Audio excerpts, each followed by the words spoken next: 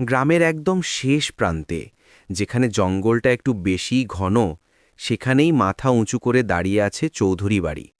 নোনা ধরা ইট আর লতাপাতায় ঢাকা এই অট্টালিকাটি যেন গ্রামের একটা জীবন্ত ক্ষত। দিনের বেলাতেও ওদিক দিয়ে কেউ হাঁটে না, আর রাতের কথা তো বাদই দিলাম। গ্রামের বৃদ্ধরা বলেন, ওই বাড়ির বাতাসে এখনও কান্নার নোনা স্বাদ পাওয়া যায়। শহর থেকে আসা রাহুল এসব গাঁজাখুরি গল্পে কোনোদিনই বিশ্বাস করত না। পেশায় সে একজন ইঞ্জিনিয়ার, যুক্তি ছাড়া সে কিছুই বোঝে না। কিন্তু তার দাদু বাড়ির এই রহস্যময় বাড়িটি তাকে বরাবরই টানত। অমাবস্যার সেই রাতে বন্ধুদের সাথে বাজি ধরে সে একা বেরিয়ে পড়ল, হাতে কেবল একটা শক্তিশালী এলইডি টর্চ। অন্দরে প্রবেশ। ভাঙা লোহার গেটটা খুলতেই এক কর্কশ শব্দ হল, যেন কোনো তৃষ্ণার্থ আত্মা চিৎকার করে উঠল। ভেতরে পা রাখতেই রাহুলের শির দাঁড়া দিয়ে একটা হিমশীতল স্রোত বয়ে গেল। বাইরে ভ্যাপসা গরম থাকলেও বাড়ির ভেতরটা যেন বরফ ঘর। সে টর্চটা চারদিকে ঘোরাল। দেয়ালে টাঙানো তৈলচিত্রগুলো ঝুলে আছে, ধুলোর স্তরে ঢাকা মুখগুলো যেন তাকেই দেখছে। হঠাৎ টাপ টাপ টাপ। নিস্তব্ধ বাড়িটায় শব্দটা প্রতিধ্বনিত হতে লাগল। রাহুল নিজেকে বোঝালো হয়তো কোনো পাইপ লিক করছে, কিন্তু শব্দটা আসছে ওপরের তলা থেকে।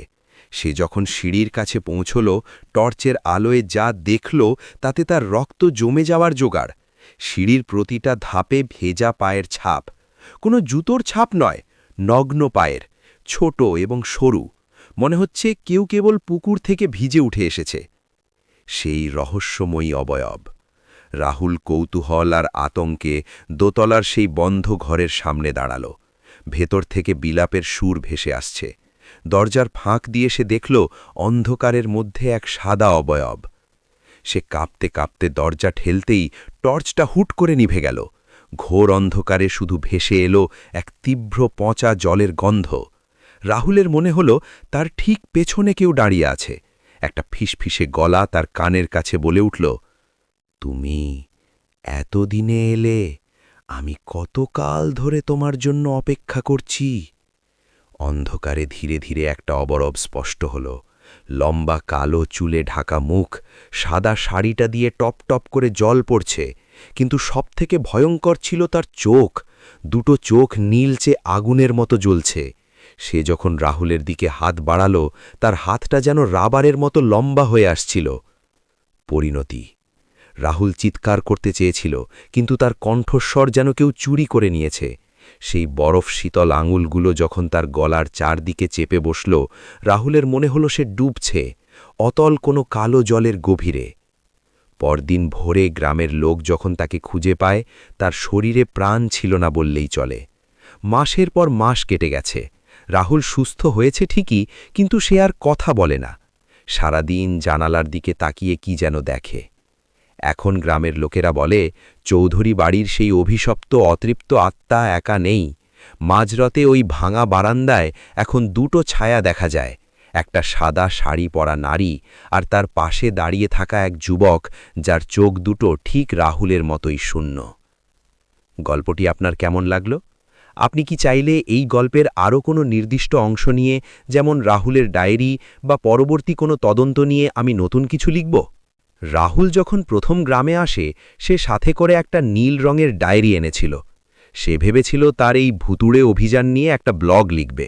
কিন্তু সেই ডায়েরির শেষ পাতায় যা লেখা ছিল তা পড়ে গ্রামের বড় কর্তাদেরও হাত কেঁপে উঠেছিল। ডায়েরির সেই শেষ লেখা, রাত 2:15। চারপাশটা এত নিস্তব্ধ যে নিজের হৃৎপিণ্ডের শব্দ শুনতে পাচ্ছি। কিন্তু অদ্ভুত ব্যাপার, সিঁড়ির ধাপে যে ভেজা পায়ের ছাপগুলো দেখেছিলাম, সেগুলো এখন আমার ঘরের দরজার সামনে এসে থেমেছে। দরজার নিচ দিয়ে কালো রঙের দুর্গন্ধযুক্ত জল চুইয়ে ভেতরে ঢুকছে। বাতাসে পচা শ্যাওলার গন্ধ। কেউ একজন ওপাশে দাঁড়িয়ে আছে। সে কাঁদছে না, সে যেন ফিসফিস করে আমার নাম ধরে ডাকছে। আমি জানি না কাল সকালে আমি এই ডায়েরিটা শেষ করতে পারবো কিনা। লেখাটা সেখানেই শেষ। এর পরের পাতাগুলো সব ভেজা এবং একে অপরের সাথে সেটে আছে, যেন কেউ বালতি ভরা জল ঢেলে দিয়েছে ডায়েরিটার ওপর। গ্রামের বৃদ্ধ হারান দাদুর বয়ান। চৌধুরী বাড়ির এই অভিশাপ আজ থেকে প্রায় ৮০ বছর আগের। তখন চৌধুরী বাড়ির ছোট বউ ছিল দময়ন্তী। দময়ন্তী ছিল অসম্ভব সুন্দরী, কিন্তু তার বিয়ে হয়েছিল এক নিষ্ঠুর জমিদারের সাথে। কথিত আছে, এক অমাবস্যার রাতে দময়ন্তীকে বাড়ির পেছনের গভীর কুঁয়োতে ফেলে দেওয়া হয়েছিল। হারান দাদু খপ করে রাহুলের হাতটা চেপে ধরে বললেন, বাবা, ওই মেয়েটা একা থাকতে পারে না। সে যাকে একবার ছোঁয় তার ছায়াটা নিজের সাথে বেঁধে নেয়। রাহুল বেঁচে ফিরেছে ঠিকই, কিন্তু ওর আত্মাটা ওই বাড়িতেই আটকে গেছে। তোমরা যে দুজনকে বারান্দায় দাঁড়িয়ে থাকতে দেখো, ওটা ভ্রম নয়, দময়ন্তী ওর সঙ্গী খুঁজে পেয়েছে। বর্তমান পরিস্থিতি। রাহুল এখন বাড়ির এক কোণে অন্ধকার ঘরে বসে থাকে। সে আয়নার দিকে তাকালে নিজের প্রতিফলন দেখতে পায় না। পরিবর্তে আয়নায় ভেসে ওঠে একজোড়া জলজলে নীল চোখ আর ভিজে একাকার এক সাদা শাড়ির আঁচল।